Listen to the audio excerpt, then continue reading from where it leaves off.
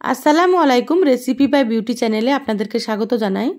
আজকে আপনাদের সঙ্গে শেয়ার করব বাঁধাকপি আর বেসন দিয়ে দারুণ একটা রেসিপি। এই রেসিপিটা থাকলে গরম ভাতে একেবারে জমে যাবে, খেতে ভীষণ ভালো হয়। অবশ্যই আপনারা স্কিপ না করে পুরো রেসিপিটা দেখে নেবেন। আশা করছি এই রেসিপিটা আপনাদেরকে খুবই ভালো লাগবে। চ্যানেলে নতুন হলে চ্যানেলটা সাবস্ক্রাইব করার অনুরোধ রইল। বেল বাটন অন করে রাখবেন পরবর্তী ভিডিও নোটিফিকেশান পাওয়ার জন্য।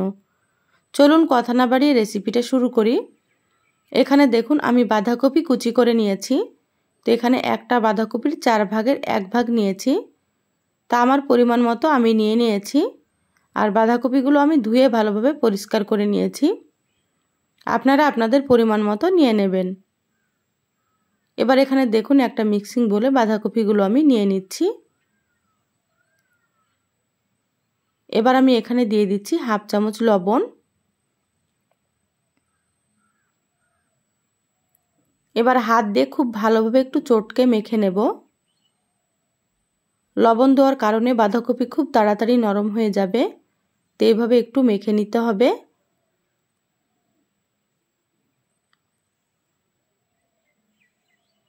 দেখুন বাঁধাকপি মেখে নিলাম। এটা আমি 10 মিনিটের জন্য এভাবে রেখে দেব। ফিরে আসলাম 10 মিনিট পর। দেখুন বাঁধাকপি অনেক নরম হয়ে গিয়েছে।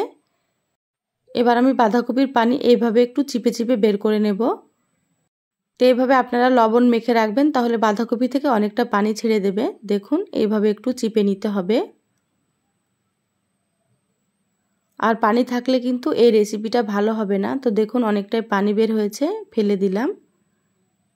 আবারও আমি মিক্সিং বলে নিয়ে নিলাম বাঁধাকপিগুলো।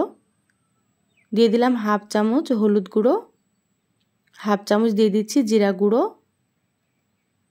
হাফ চামচ দিয়ে দিচ্ছি ধনিয়া গুঁড়ো, দিয়ে দিলাম 3টে কাঁচা লঙ্কা কুচি, আর দিয়ে দিচ্ছি এখানে একটা পেঁয়াজ কুচি। তো এইভাবে লম্বা করে পেঁয়াজগুলো আমি কুচি করে নিয়েছি। এবার আমি এখানে দিয়ে দিচ্ছি স্বাদ মতো লবণ। তো লবণটা এখানে বুঝে দিতে হবে, কারণ প্রথমে আমি লবণ দিয়ে মেখে রেখেছিলাম।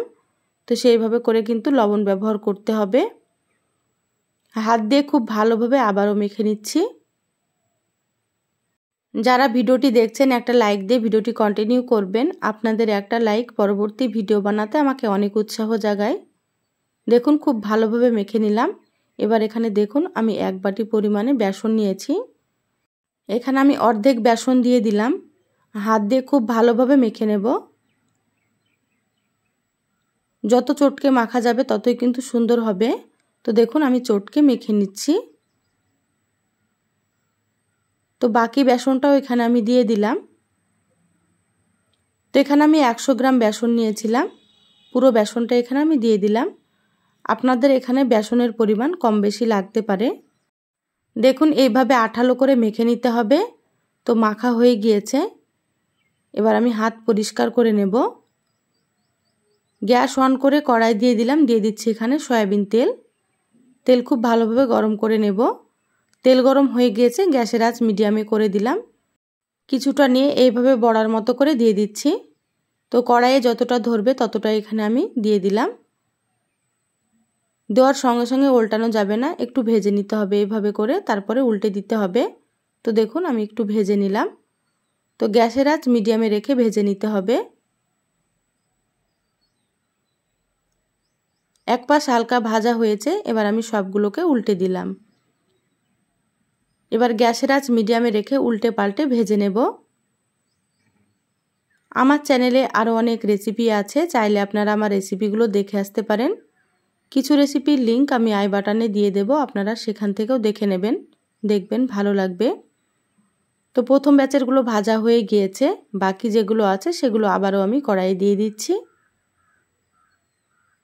তো এগুলো ভাজা হতে থাক, এখানে আমি মশলা বেটে নেব। মিক্সার জারে দিয়ে দিলাম 2টো কাঁচা লঙ্কা আর একটা বড় সাইজের পেঁয়াজ। এবার অল্প একটু পানি দিয়ে বেটে নেব। ঝাল আপনারা আপনাদের নিজেদের টেস্ট অনুযায়ী এখানে ব্যবহার করবেন। দেখুন বেটে নিয়েছি। বড়াগুলো এক পাশ ভাজা হয়ে গিয়েছে, এবার আমি উল্টে দিচ্ছি।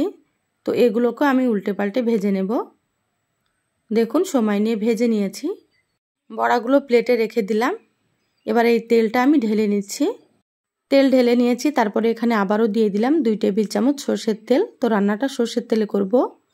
সামান্য একটু হলুদের গুঁড়ো দিয়ে দিলাম তেলে। এবার আমি এখানে দেখুন একটা বড় সাইজের আলু এইভাবে একটু মোটা মোটা করে কেটে নিয়েছি। এবার নেড়েচেড়ে আলু খুব ভালোভাবে একটু ভেজে নিচ্ছি। তো এখানে আমি আলু দিয়ে রান্না করব, আপনারা চাইলে শুধু বড়াগুলো রান্না করতে পারেন। এখানে আপনাদেরকে আমি একটা কথা বলি, আমার এই চ্যানেলে সবজি মাছ মাংস রেসিপি দিই, আর আমার আরও একটা চ্যানেল আছে, সেই চ্যানেলে পিঠা কেক নাস্তা সব কিছুর রেসিপি আপনারা পেয়ে যাবেন। আমার ওই চ্যানেলের নাম হচ্ছে কুকিং রেসিপি। লিঙ্কটা আমি ডেসক্রিপশানে দিয়ে দেব, আপনারা চাইলে দেখে নিতে পারেন। এই চ্যানেলের কমিউনিটিতে দেওয়া আছে, আপনারা দেখে নেবেন। দেখে অবশ্যই চ্যানেলটা আমার সাবস্ক্রাইব করে দেবেন। দেখুন আলুগুলো ভেজে তুলে নিয়েছি, তারপরে এখানে আমি একটা পেঁয়াজ ভেজে নিলাম। এবার এখানে দিয়ে দিচ্ছি পেঁয়াজ বাটা আর কাঁচা লঙ্কা বাটা, 1 চামচ আদা বাটা আর 1 চামচ রসুন বাটা। এবার আদা রসুনগুলো একটু নেড়েচেড়ে ভেজে নিতে হবে কাঁচা গন্ধ চলে যাওয়া পর্যন্ত। তো দেখুন আমি ভেজে নিচ্ছি। দেখুন আদা রসুন ভেজে নেওয়া হয়ে গিয়েছে। এবার এখানে দিয়ে দিচ্ছি একটা টমেটো কুচি। তো টমেটো আমি পাতলা করে কেটে নিয়েছি দেখুন। এবার দিয়ে দিচ্ছি স্বাদ মতো লবণ। তো লবণ আপনারা অবশ্যই এখানে বুঝে ব্যবহার করবেন। প্রথমে লবণ দিয়ে আমি বড়া ভেজে নিয়েছি, তো সেই জন্য সেইভাবে করে দিতে হবে। এবার আমি নেড়েচেড়ে টমেটো একটু নরম করে নেব। তো লবণ দেওয়ার কারণে খুব তাড়াতাড়ি টমেটো নরম হয়ে যাবে। দেখুন টমেটোগুলো নরম হয়ে গিয়েছে। এবার এখানে দিয়ে দিলাম 1/2 চামচ হলুদ গুঁড়ো, 1/2 চামচ দিয়ে দিলাম জিরা গুঁড়ো, 1/2 চামচ লঙ্কার গুঁড়ো, 1/2 চামচ দিয়ে দিচ্ছি ধনিয়া গুঁড়ো, আর 1/2 চামচ দিয়ে দিচ্ছি কাশ্মীরি রেড চিলি পাউডার। এটা আমি কালারের জন্য দিয়ে দিচ্ছি, এতে ঝাল হবে না, আপনারা চাইলে স্কিপ করতে পারেন। মশলার বাটি ধুয়ে একটু পানি দিয়ে দিলাম। এখানে অবশ্যই একটু পানি দিতে হবে, না হলে মশলাটা পুড়ে যাবে। এবার নেড়েচেড়ে মশলা খুব ভালোভাবে একটু সময় নিয়ে কষিয়ে নেব। তো যত সময় নিয়ে মশলাটা কষানো হবে এই রান্নাটা কিন্তু ততই বেশি ভালো লাগবে খেতে। দেখুন খুব সুন্দর করে আমি মশলা কষিয়ে নিলাম। এবার এখানে ভেজে রাখা আলুগুলো দিয়ে দিলাম। আলুগুলো মশলার সাথে 2 থেকে 3 মিনিট এইভাবে কষিয়ে নেব। আমি সবসময় আপনাদেরকে সাধারণ রেসিপিগুলো একটু সুন্দর করে দেখানোর চেষ্টা করি। আমার রেসিপিগুলো কেমন লাগে অবশ্যই চ্যানেলের কমেন্ট বক্সে কমেন্ট করে জানাবেন।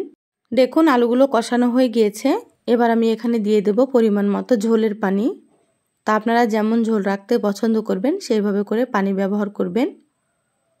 তো এখানে আমি 4 কাপ পরিমাণে পানি দিয়ে দিলাম। একটু নেড়েচেড়ে নিচ্ছি। এবার ঢাকা দিয়ে 10 মিনিট রান্না করে নেব। 10 মিনিটে আলুগুলো খুব সুন্দর সেদ্ধ হয়ে যাবে। দেখুন 10 মিনিট পর আমি ফিরে আসলাম। আলুগুলো প্রায় সেদ্ধ হয়ে এসেছে। এবার এখানে বড়াগুলো দিয়ে দিতে হবে। তো এই বড়াগুলো এমনিতেও কিন্তু খেতে খুবই ভালো লাগে, আপনারা এমনিতেও খেতে পারেন বা এইভাবে রান্না করেও খেতে পারেন। দেখুন সবগুলো দিয়ে দিলাম। ঢাকা দিয়ে আরও 10 মিনিট আমি রান্না করে নেব। দেখুন 10 মিনিট পর ফিরে আসলাম।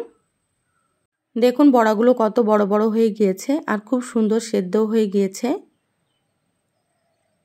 এগুলো খুব বেশি নাড়াচাড়া করা যাবে না, তাহলে কিন্তু ভেঙে যাবে।